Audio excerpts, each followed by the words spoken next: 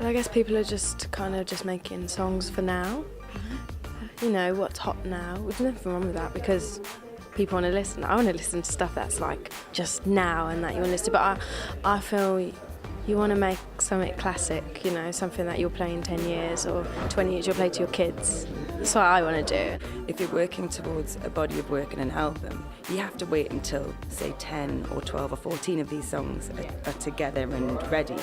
Whereas as an artist, sometimes one of the biggest frustrations is having to sit on music that you've made and then wait for such a long time, because then finally when your music comes out, sometimes it doesn't feel like a fair representation of where you are musically in that moment.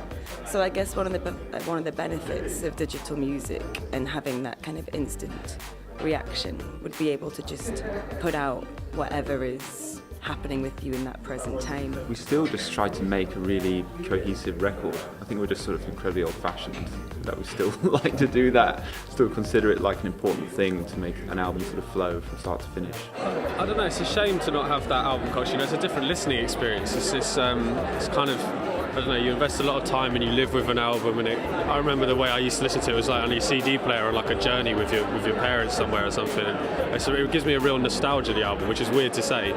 But I think things like King Cruel's record and the Arctic Monkeys record really are like flying the flag for the case of making very well woven and competent records that you have to listen to as a whole. So I think, I don't think it's gone yet. Before I was a musician, I was an artist. I went to art school. I'm an art school dropout.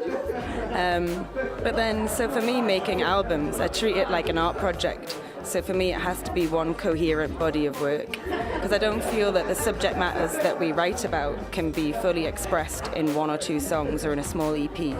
And I feel like on Holiday Destination, every song has a complete purpose to show a proper story, to give a bigger picture and a proper insight into what's happening. So we have different people's perspectives all over.